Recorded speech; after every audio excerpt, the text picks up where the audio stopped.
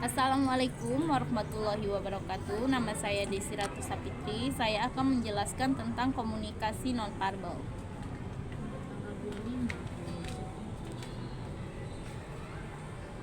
Secara sederhana, komunikasi nonverbal adalah semua isyarat dan bukan kata-kata. Menurut Larry Smafford dan Richard T. Porter, komunikasi nonverbal mencakup semua rangsangan kecuali rangsangan verbal dalam suatu settingan komunikasi yang dihasilkan oleh individu dan pengguna lingkungan oleh individu yang mempunyai nilai pesan potensial bagi pengirim atau penerima pesan.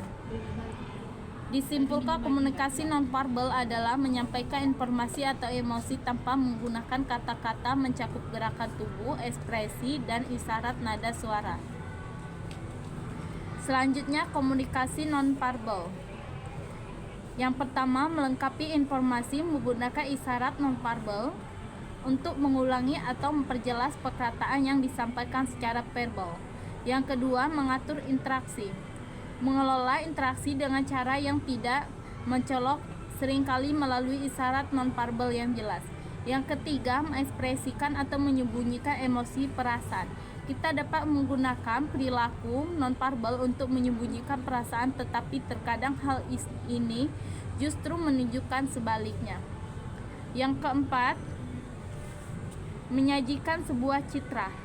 Manusia berusaha menciptakan kesan tentang diri mereka melalui cara berpakaian dan bertindak. Kebanyakan pengelolaan kesan dilakukan melalui saluran nonverbal.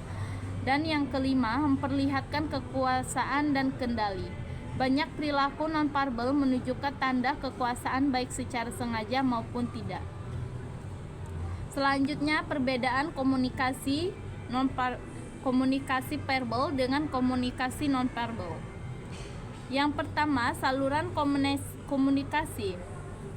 Verbal adalah saluran tunggal. Komunikasi verbal berfokus pada pengguna kata-kata, baik lisan maupun tulisan, sebagai media utama.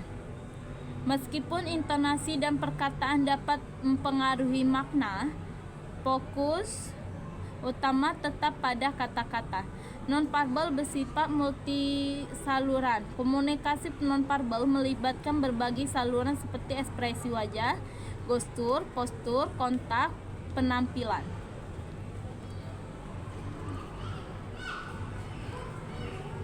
Yang kedua, sifat pesan. Verbal terpisah-pisah. Komunikasi verbal cenderung terstruktur dan terbagi menjadi unit-unit makna yang terpisah, seperti kata dan kalimat. Kata berhenti sejenak saat berbicara atau memberi tanda baca dan tulisan untuk memisahkan pesan. Nonverbal sinambung. Komunikasi nonverbal bersifat kontinu dan mengalir tanpa henti. Ekspresi wajah, gestur, dan postur tubuh terus berubah sepanjang interaksi.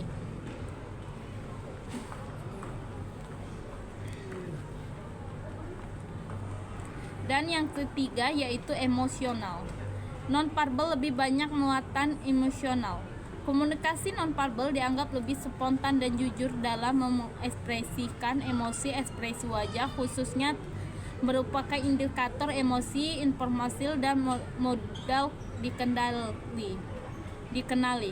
Verbal dapat disaring, pesan verbal lebih mudah disaring dan dikendalikan sehingga tidak selalu mencerminkan emosi yang sebenarnya.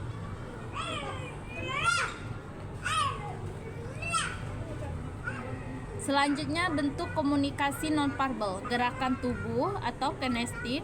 Bentuk komunikasi nonverbal paling sering dipelajari yaitu kinestik, mencakup kontak mata, ekspresi wajah, emosi, gerak isyarat, sikap badan, sentuhan. Dan yang kedua yaitu suara. Tinggi rendahnya nada, keras atau lembutnya nada, mengacu pada kecepatan pada suara.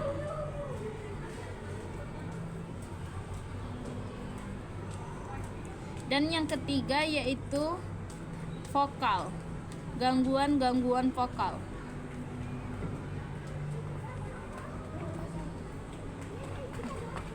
Gangguan vokal seperti dan awalnya berfungsi sebagai penanda giliran bicara, mengisi jeda sementara dan menunjukkan bahwa pembicara belum selesai berbicara.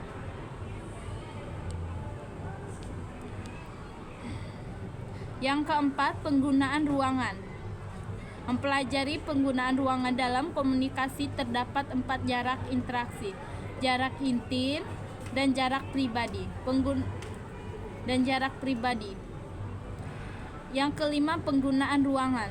Kita secara tidak sadar maupun sadar menandai dan mempertahankan wilayah pribadi kita. Tanda-tanda nonverbal seperti gembok dan simbol secara eksplisit. Nomor 6,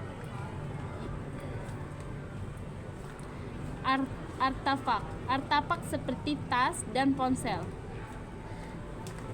mencerminkan identitas dan kepribadian seorang melalui kepemilikan dan dekorasi ruangan pribadi. Kesimpulannya yaitu komunikasi verbal dan nonverbal memiliki peran penting dalam interaksi manusia.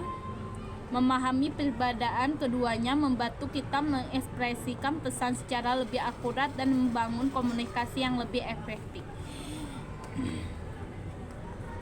Mungkin cukup sekian penjelasan tentang komunikasi nonverbal dari saya. Apabila ada kesalahan dengan kekurangan, saya mohon maaf. Saya akhiri. Wassalamualaikum warahmatullahi wabarakatuh. Terima kasih.